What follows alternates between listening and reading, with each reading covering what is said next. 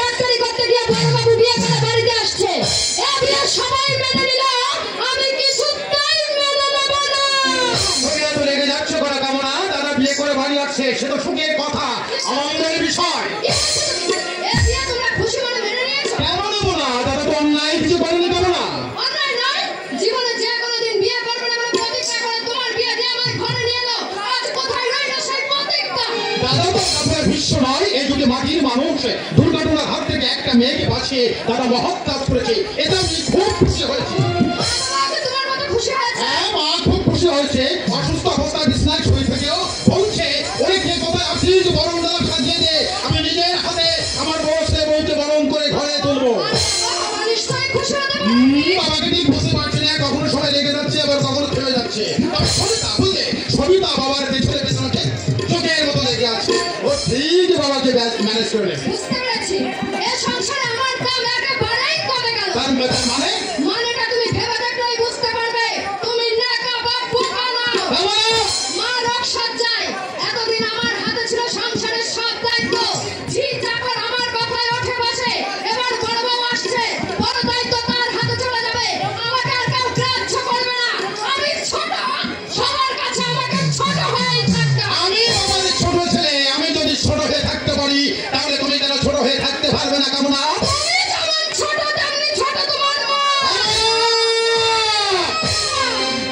আমি 5 বছর যেমন বড় হয়েছিলাম তেমনি বড় হয়ে থাকতে চাই। ওই বড় বউ এসে যদি আমার উপর কথা বলতে যায়, আমি তা কিছুতেই সহ্য করব না। তাহলে আমার ছাপ কথা তুমি শুনে রাখো কামনা, এই সংসারে সকলের মঙ্গলকে যদি করতে পারো, তাহলে আমার প্রাণ ভরা ভালোবাসা তুমি নিশ্চয়ই পাবে। আর তা না করে মনের মধ্যে কোনো অভিসন্ধি পুষে রেখে যদি সংসারে অশান্তি সৃষ্টি করতে চাও, তাহলে সেই বলে আমি কিন্তু তোমাকে ক্ষমা করবো না। একটা কথা তুমি কান খুলে শুনে রাখো কামনা, এই সংসারে বড় হতে হলে আগে ছোট হতে হয়। জীবনে যদি শ্রদ্ধা ভক্তি পেতে চাও, তাহলে প্রেম নীতি ভালোবাসার সম্পর্কে সবার মনে কানায় কানায় দাও। ইচ্ছার সেবা করলে পাবে তোমরা শান্তি আর সুখ, তোমার জীবন থেকে ফুলের মতো উবে যাবে। সুখ আর শান্তি, শান্তি আর সুখ আমার জীবন থেকে কর্পূরের মতো উবে যাবে। জ্ঞান দিয়ে গেল। আমি যেন কচি খুকি, তাই কথায় কথায় আমাকে জ্ঞানের কথা শোনাতে চাই। কি হলো রে কামনা? কে তোকে আবার জ্ঞানের বলে শুনে গেল? তোমার ভগ্নিপতি। বলিস কি রে কামনা? তুই কি ছেলে মানুষ না লেখাপড়া শিখিস নি? ওরা তাই মনে করে দাদা, নইলে কথায় কথায় আমাকে এত হেনস্থা করতে পারতো না। না না রে কামনা না, এটা মনে তো সে ভারী অন্যায়। তোর মতো রূপে লক্ষ্মী গুণে সরস্বতী রে এই পৃথিবীতে কয়টা আছে রে কামনা? শুনেছো দাদা, শুনেছো? কি বর ঠাকুর বিয়ে করে বাড়ি আসছে। শুনেছি রে কামনা, শুনেছি। শুধু শুনেছি নয়, শুনে ভয়ও পেয়ে গেছি। আরে ভাই, ছোটবেলায় বাবা মাকে হারিয়ে কাকা কাকিমার কাছে আমি মানুষ হলাম। তারপর তোকে বিয়ে দিয়ে কাকা কাকিমাও চলে গেল, আমি হয়ে গেলাম নিঃস্ব, রিক্ত, একা। তারপর আমার শরীরটা আজ নানা রোগে আক্রান্ত হয়ে পড়েছে।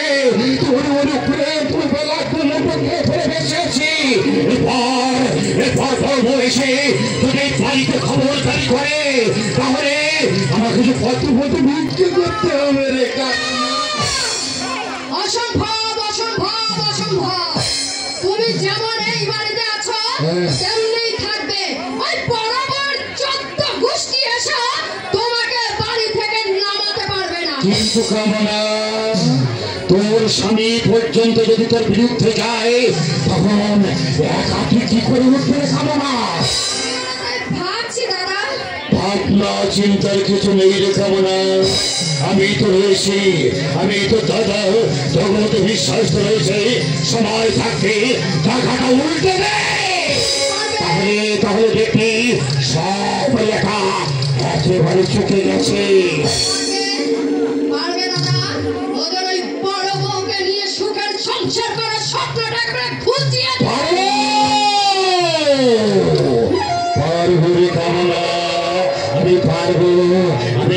তোর দাদা, ছোটবেলা থেকে তুই আমার কাছে মানুষ হয়েছিস, আমি তোর দাদা হয়ে তোর জন্য আমি কিছু করতে পারবো না।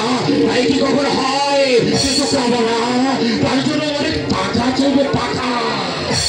আরে টাকা কোথায় আছে? সকল কথা ফাঁকা, আসল কথা টাকা। টাকা না হলে কোনো কিছু হয় না রে কামনা। তুমি কিচ্ছু ভেবো না দাদা, নগদ টাকা কিন্তু আমার কাছে নেই। যা ছিল হাত খরচ বাবদ আমি তোমাকে আগেই দিয়ে দিয়েছি। কামনা রে, তাহলে তো আর কোনো উপায় নেই রে কামনা, আমারও অন্ন জুটবে না। আরে তোকেও ওই ভয়ের দাসীবাদী হয়ে এই বাড়িতেই থাকতে হবে। এ হবে না দাদা, তুমি কিচ্ছু ভেবো না। প্রাণ থাকতে আমি এত ছোট হয়ে থাকতে পারবো না। আমার যেসব সোনার গহনা আছে সেগুলো বিক্রি করে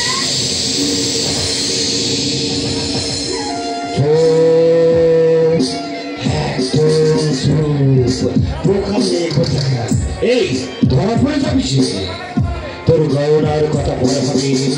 এখন আমি যা বলছি তাই যদি তুই মন দিয়ে শুনিস, তাহলে তাহলে টাকার আর কোনো অভাব হবে না রে কামনা। আমি মাথার দিব্যি দিয়ে বলছি দাদা, আজ থেকে তুমি যা বলবে আমি তাই শুনবো। তাহলে আর কোনো ভাবনা নেই রে কামনা, এবার তুই শুধু চুপচাপ দেখে যা। তোর ভালোর জন্য এই জ্ঞাতি ভাই জগৎ বিশ্বাস কতটা নিচে নেমে যেতে পারে। দাদা তাই করো, তোমার পরিশ্রমের মূল্য তুমি অবশ্যই পাবে। যেমন করে হোক এই